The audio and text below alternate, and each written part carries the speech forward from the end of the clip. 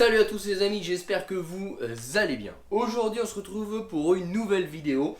Et aujourd'hui on va faire une petite pause, promis. J'en ai eu tellement marre de gratter à nu la partie compartiment moteur que aujourd'hui j'ai plutôt envie de me reposer. Et donc aujourd'hui, pour changer un petit peu et diversifier un petit peu, on va retirer les trains roulants avant de cette R5 Alpine Turbo. Pourquoi? Et bien tout simplement parce que chaque élément du train roulant va aller dans la sableuse. Alors les pièces vont être sablées un petit peu plus tard pour la simple et bonne raison que pour l'instant l'établi est rempli de pièces moteurs. Donc on va pas se mélanger, on va pas mettre de sable dans les pièces moteurs, etc. Une chose à la fois. Mais en tout cas on va déposer tous les trains roulants avant. Comme ça ils seront prêts à être sablés. Et ça me permettra surtout d'avoir plus de place et plus d'accessibilité pour aller retirer tout le goudron et vérifier qu'on n'a pas de rouille sur les parties internes des ailes. Donc voilà un petit peu le programme. Donc vous l'avez compris, prochain épisode, on n'a pas le choix. Il faudra y passer. Il va falloir encore gratter ce foutu blackson qui est d'une résistance hors pair. Pour au final ne pas trouver de rouille, parce que si on n'a pas de rouille de ce côté-là, on n'en a pas de ce côté-là. Mais bon, je préfère quand même être très préventif, remettre vraiment très propre. On va pas peut-être partir 100% parce qu'il y a des endroits où c'est vraiment difficile, il y a des joints, etc. comme je vous ai expliqué. Mais remettre au moins à 80-90% et repasser un après au zinc dessus pour simplement éviter la rouille par la suite. Même s'il n'y a pas de rouille là, ça ne veut pas dire que dans 10 ans il n'y en aura pas. Donc autant, vu qu'on y est, autant le faire bien. Et donc ça prend du temps. Bon les amis, on arrête de parler de ça. Ça c'est la mauvaise étape qu'on fera dans le prochain épisode. Aujourd'hui, on s'attaque au démontage des trains roulants. On va mettre sur chandelle la voiture, parce que vous l'avez bien compris, sinon elle va poser par terre. Donc on va en profiter pour lever au maximum la voiture. Pourquoi? Et bien tout simplement parce que plus elle sera haute et plus ce sera facile pour moi ensuite d'attaquer la partie dessous. Parce que oui aussi, le châssis, on va le nettoyer. Donc le châssis, on va tout simplement le faire en deux morceaux. Parce que tout l'avant du véhicule, je le ferai ici. Pourquoi? Parce que je ne vais pas pouvoir monopoliser mon pont pendant des mois. Et le pont, c'est là où stocke la Panamera. Et on arrive en hiver, il est hors de question que la Panamera dorme dehors. Vous l'avez compris. Donc on va lever au maximum. Comme ça, par la suite, on pourra faire également la partie basse. Et une fois qu'on aura repeint, apprêté, etc., toute la partie avant de la voiture, le moteur pourra reprendre sa place, etc. On pourra refermer cette partie-là en attente de sa peinture complète extérieure. Et dans ces cas-là, on pourra attaquer la partie arrière de la voiture. Et la partie arrière, vu qu'elle est un petit peu plus basse, un petit peu moins accessible, en plus je suis côté mur, etc. là-bas, et à ce moment-là, on pourra mettre la voiture sur le pont et on s'arrangera pour faire ça en une semaine pour essayer de, que la Panamera ne dorme pas trop longtemps dehors. Voilà un petit peu le but, l'organisation, tout ça. Les amis, c'est parti, on attaque les trains avant.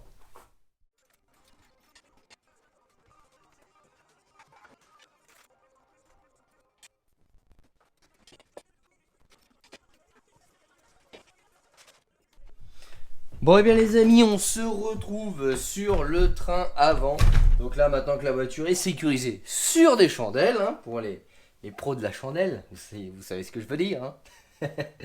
On va pouvoir retirer la roue, déjà ça va faire un peu de place. Alors comme je vous ai dit, les jantes vont être changées parce qu'on est sur de la jante qui n'est pas d'origine. Alors pour m'être un petit peu renseigné, en fait c'était des jantes entre guillemets performance ultra légère. Donc, mais pas d'origine. Donc du coup, je pense qu'on va les changer. Voilà, j'en ai déjà commandé des neufs que vous verrez en vidéo le moment venu, parce que je n'ai pas de place dans le garage, donc du coup je peux pas vous les montrer. Mais on est quand même sur des jantes made in France. Voilà, ça reste des jantes entre guillemets officielles, mais pas d'origine. Donc c'est des jantes qui ont été faites pour les R5 Turbo, mais qui ne sont pas d'origine. Donc voilà, c'est vous qui me l'avez dit parce qu'il y a le fameux petit rebord. Honnêtement, je ne savais pas le petit détail. Ça m'emmerde parce que ça m'a coûté une petite fortune de changer les roues.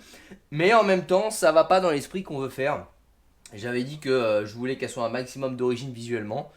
Et puis c'est pas le cas si je garde ça. Donc du coup, voilà, je les ai changés. Je ne sais pas si je vais les garder en monte entre guillemets amusement. C'est-à-dire que cette voiture-là, je voulais la vendre au départ, mais je vais la garder. Peut-être que je ferai un peu de course historique, etc. avec. Donc plutôt que de niquer les jantes neuves, peut-être que je vais garder celle-ci pour ce genre d'utilisation, si ce genre d'utilisation vient être avéré. Ou alors est-ce que je vais les revendre pour financer la suite de la restauration. À l'heure où je vous tourne cette vidéo-là, je n'ai aucune idée. Bon, en tout cas, on les démonte. Donc là, oui, on a un angle de braquage digne d'une bagnole de drift, parce qu'en fait, il n'y a plus de crémaillère de direction. pour ceux qui ont un petit peu suivi le début de cette resto. Alors.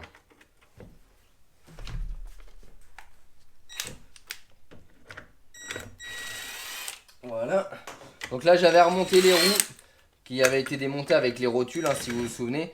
Pour la simple et bonne raison qu'en fait, j'avais dû remonter les roues pour sortir la voiture, pour laver le compartiment moteur et les ailes. Hein. Vous avez vu, les ailes sont propres maintenant. Elles sont pleines de goudron, mais elles sont propres, il n'y a plus de poussière, etc. Parce que sinon, poncer du goudron avec 15, 20 ans, 30 ans de poussière dessus, je vous laisse imaginer, c'est un calvaire. Donc du coup, on avait fait un petit coup de propre avant de pouvoir travailler sur tout ça. Voilà, donc la roue est démontée. Maintenant, on va pouvoir, on va tout retirer, on va pas s'embêter, le moyeu, etc. On verra ça sur l'établi le moment venu parce que toutes les pièces vont être sablées, hein, je vous l'ai dit. Tout ce qui est train roulant, donc que ce soit les triangles, le moyeu, la fusée, etc. Ça va être sablé, repeint, époxy, anti-rouille. Donc ça va être dans un état comme neuf. Tout ce qui est rotule, parce que c'est vrai que dans certaines vidéos, certains m'ont dit « Ouais, faut pas taper sur la rotule, tu vas l'abîmer, etc. » Oui, c'est vrai. Mais en fait, je m'en fous parce que je remplace tout. Les rotules étaient neuves, mais elles ont tous le soufflet cassé. Donc, je ne vais pas remonter des rotules neuves avec des soufflets cassés. Donc, on change tout. Tous les cylindres blocs, des triangles, etc. vont être changés. Au niveau de la patte d'amortisseur, je vais vous montrer une fois que j'aurai démonté. Il y a une petite soudure qui est cassée. Donc là, on va la reprendre, on va la ressouder parce que ça coûte très cher. Puis bon, l'échanger parce qu'une soudure a cassé, ça sert strictement à rien. Ce serait gaspiller de l'argent. Alors que les cylindres blocs, ça vaut 20 €. Et un coup de sablage, un coup de peinture, la peinture est déjà là. Donc voilà. Les disques, on va voir, ils sont neufs. Après, côté esthétique, c'est vrai qu'ils sont un petit peu rouillés, mais ils sont tout neufs. Hein. Les plaquettes également sont neuves. Mais bon, ça va dépendre des partenariats parce que je ne vais pas non plus jeter l'argent par les fenêtres. Donc tout ce qui est disques et plaquettes, s'il n'y a pas de partenariat, on laissera ça. On va juste les nettoyer, les repeindre un petit coup. Et ça suffira comme ça. Et bien écoutez les amis, j'arrête de parler et on attaque. Bon, pour attaquer ça, on va déjà démarrer par retirer l'étrier parce que c'est lui qui va nous gêner. Il va pas venir avec son ensemble. Ensuite, on va retirer la vis d'amortisseurs. Amortisseurs qui sont tout neufs. Hein. Et puis ensuite, on va devoir démonter le triangle complet. On va sortir tout le demi-train. Et là, je sais pas trop comment ça se démonte parce que c'est des vieux systèmes. Alors, il y a une barre anti-roulis. Hein, je vais vous montrer tout ça après. Mais en fait, c'est des vieux systèmes. Et vous avez des barres de rigidité qui viennent jusqu'à la moitié de la voiture. C'est les barres que vous voyez là. Alors, je ne sais pas si vous les voyez avec l'angle de vue que je vous ai donné. Mais on va aller faire un petit tour en caméra portative juste après le démontage de cet étrier là. Et en fait, c'est assez bizarre quoi. Vous avez des barres qui traversent, qui font la rigidité du châssis et du train roulant. Donc j'ai jamais démonté ça, honnêtement. Je vais vous montrer en caméra portative et on va aller regarder ça d'un peu plus près. Mais c'est la première fois que je démonte ce système là. Donc là on voyait bien hein, que le blackson est d'origine. Et que là ils ont remis du blackson noir par dessus parce que là au fond c'est rouge. Donc ils n'ont pas pris soin de démonter les trains avant etc. Ils ont balancé partout. Vous voyez ici on avait une petite plaque de renfort pour je sais plus quoi. Et au final dessous c'est rouge. Donc on voit bien que le blackson c'est celui d'origine hein. Donc c'est là où en fait on va vraiment nettoyer. Et quand vous avez de la rouille le blackson il cloque. Et quand il cloque en fait quand vous passez des dents qui sont très très dures comme moi je fais avec ma perceuse. En fait vous allez voir en fait ça se voit direct ça sort de la ferraille. Dans ces cas-là, il faut remettre à nu le métal parce que quand on va venir passer un coup d'après, c'est là où ça va protéger la carrosserie. Après, s'il n'y a pas de cloque, il n'y a pas tout ça, on va retirer un maximum, mais ça ne sert à rien non plus de remettre la tôle 100% à nu. Ça, c'est pratique quand vous avez une sableuse, mais moi, j'en suis pas équipé, donc on va faire de notre maximum. Mais encore une fois, on n'a pas les mêmes moyens qu'on pourrait le faire avec une sableuse. Bon les amis, je passe en caméra portative, enfin je démonte la vis là, comme ça je passe en caméra portative et je vais vous montrer un petit peu comment est foutu ce demi-train avant. Bon là je suis en train de retirer le pied d'amortisseur, donc la vis de pied d'amortisseur pour pouvoir y voir un petit peu plus clair et surtout désolidariser de la caisse une partie du train avant. Donc là vous voyez hein, tous les cylindres blocs sont HS, hein, là ils sont tout secs, tout durs, tout craquelés et là c'est totalement décollé. C'est ici en fait, alors ça c'était extrêmement dangereux, hein, je comprends pas que le contrôle technique ne l'ait pas vu, mais ici il y a une soudure qui est cassée, ce qui fait que le pied et la jambe d'amortisseur tient sur cette patte là et sur la soudure qui est ici. Donc là il va falloir tout simplement qu'on reprenne la soudure proprement ici. On voit bien là, alors quand on va la sabler vous allez le voir direct, mais au bout de mon ongle la soudure elle est là, elle est cassée. Ça c'est décollé. Donc là on tapote.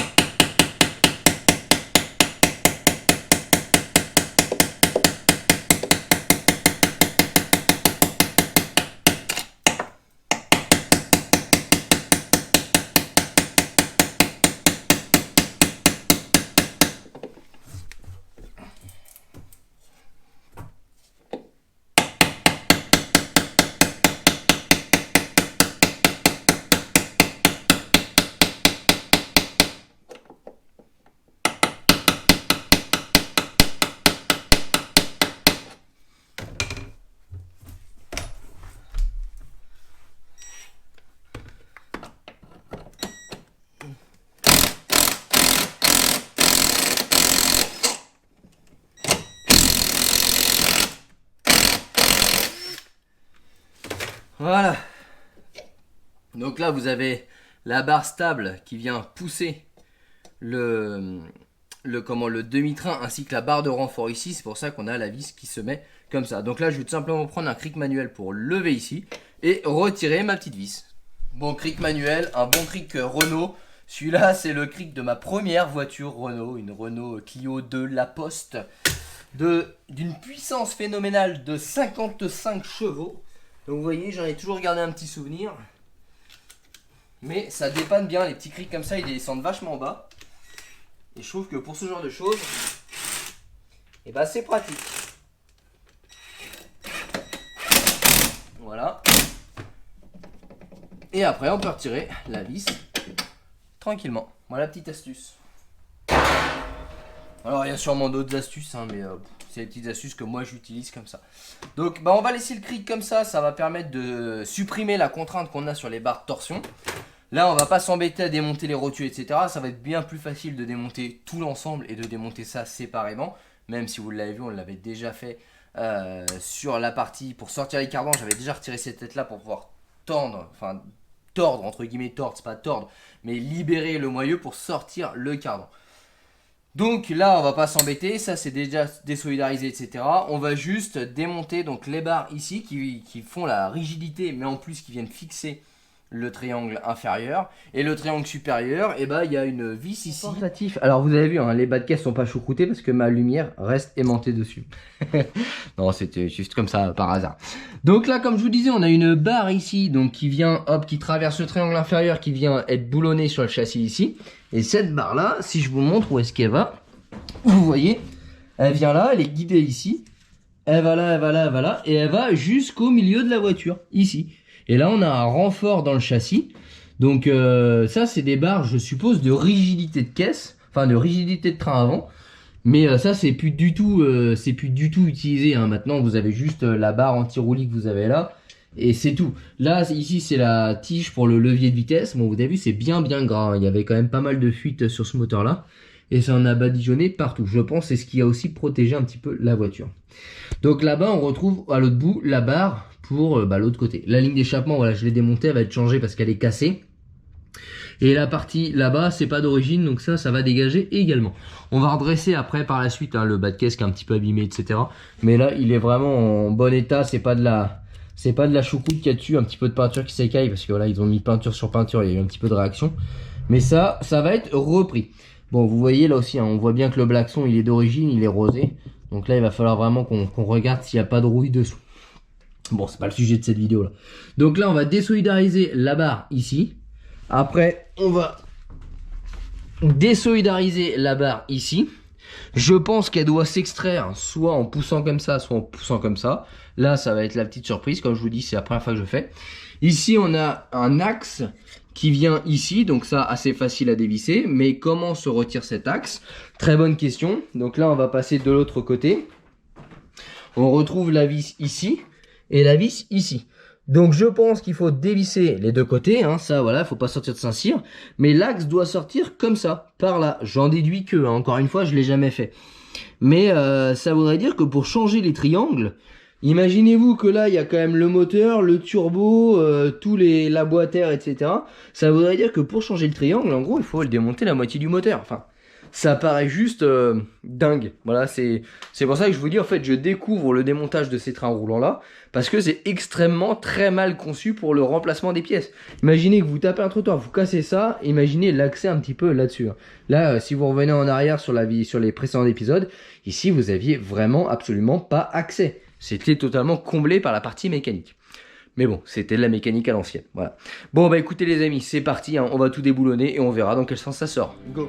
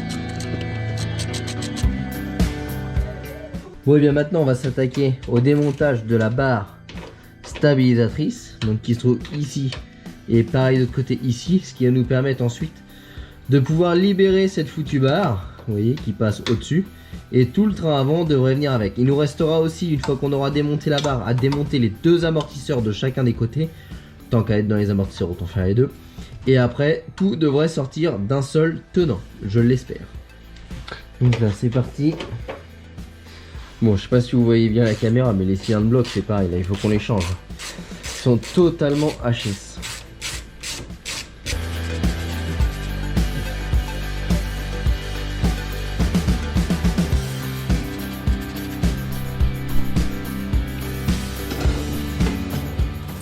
Là voilà notre barre de torsion, donc enfin barre anti-roulis. Barre stabilisatrice plutôt. La barre de torsion elle n'est pas encore sortie, c'est celle qui nous tient encore les triangles. Là vous voyez, bon c'est cracra, mais là vous voyez le voilà, les cylindres blocs. Les cylindres blocs sont tellement morts que vous voyez, j'arrive juste avec mon pouce à. Voilà, ils sont totalement. Tout ça, ça va aller à la poubelle, on va reprendre tout ça en neuf. Vous imaginez bien que cette barre là, 30 ans après, avec ses pièces d'origine, bah elle fait plus beaucoup effet. Hein. Donc je pense qu'on va avoir un comportement routier sur cette voiture qui va être totalement changé une fois la restauration finie. On voit également ceux qui viennent accrocher les amortisseurs ici sont totalement secs, tout pourris. Voilà, là il faudra absolument tout changer. Et ben les amis, c'est parti, on continue. On démonte cette fois-ci les deux amortisseurs. Bon, pour désolidariser les amortisseurs, alors c'est soit un tournevis, mais l'empreinte est vraiment très faible. Du coup, j'ai pas trop envie de m'y tenter parce que je pense que ça va foirer. Et là, on prend une petite clé et on vient de simplement desserrer. Donc là, on va déjà dans un premier temps utiliser une clé de 16, une clé de 17 pour desserrer les deux contre-écrous. Et pour retirer le dernier écrou, il faudra tout simplement... Alors c'est du 6, mais j'en ai pas, mais avec du 7, ça devrait suffire. On va croiser les doigts, sinon on va prendre simplement une pince multiprise. Donc là, clé de 16, clé de 17, on dévisse le contre-écrou. Hop. Donc là, on attaque. Donc là, relativement simple, hein, vous l'avez bien compris. Et maintenant, on devrait pouvoir retirer une bonne partie sans tenir le tournevis. Mais si jamais ça tourne, il suffira. Bon, bah là, on s'en sort bien. Parce que vous voyez, ça ne tient absolument pas. Donc, j'ai même pas eu besoin de ma petite clé. Donc là, je récupère l'amortisseur dessous. Hop, on retire les cylindres blocs. Donc, tout ça, c'est neuf. Hein. Là, il n'y a pas de doute. Voilà, on peut tout retirer. Et l'amortisseur sort par-dessous. Comme ceci. Donc là, on remonte tout. Pour pas perdre les pièces. Voilà. Alors, vu qu'on est sur de la pièce neuve, on va regarder, pour regarder la marque, on est sur du TRW. Bon, bah c'est du standard. Hein. Après, c'est vrai qu'on pourrait monter, si on a le budget, encore une fois, tout dépend des partenariats, tout dépend le budget qu'on aura, etc. Si on a du gros budget, on montera des amortisseurs, bien évidemment, de meilleure qualité. Sinon, eh ben, on fera pas à l'économie, parce que ça reste de la pièce d'origine, mais on laissera ce type d'amortisseur qui est grand public. Voilà. Et ben les amis, maintenant, on fait la même chose pour le deuxième.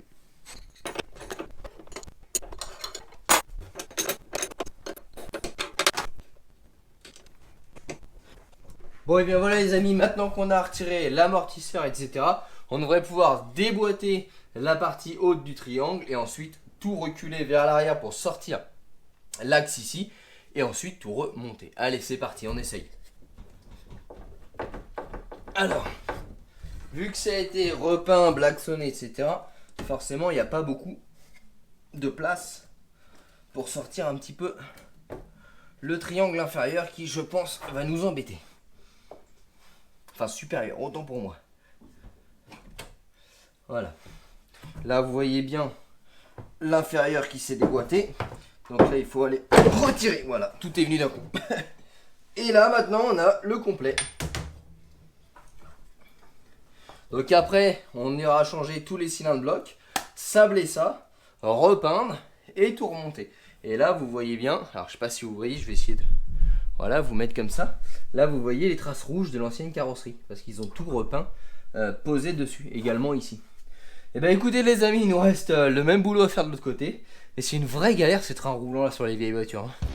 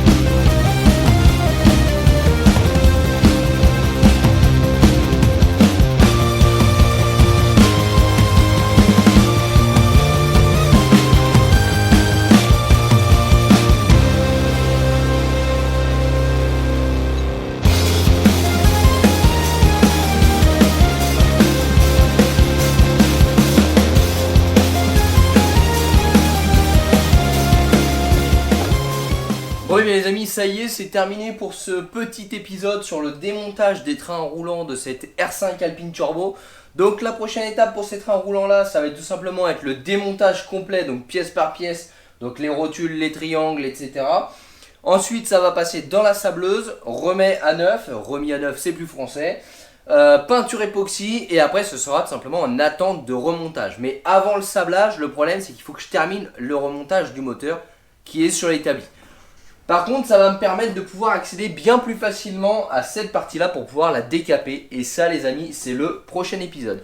J'espère que cette petite vidéo sur cette restauration d'R5 Alpine Turbo vous a plu. Moi, en tout cas, j'ai franchement galéré à démonter les barres de torsion. Donc, ces barres de torsion-là sont réglables via une vis crantée au bout pour tout simplement baisser ou surélever la voiture. Voilà à quoi ça sert. Et après renseignement sur internet, il faut une clé spéciale que je vais me procurer pour le remontage. Sinon c'est un coup à abîmer des pièces qu'on aura remis à neuf et ça c'est dommage. Voilà les amis pour ce petit compte rendu, j'espère que ça vous a plu. Encore une fois, n'hésitez pas à suivre l'avancement de cette restauration en avant-première sur les réseaux sociaux, Facebook et Instagram. Tous les liens sont en description de la vidéo. Et n'hésitez pas non plus à vous abonner en bas à droite de la vidéo à la fin de cette vidéo là sur la chaîne YouTube pour recevoir les notifications pour les prochaines vidéos. Les amis, un grand merci à tous et on se retrouvera très prochainement. Ciao.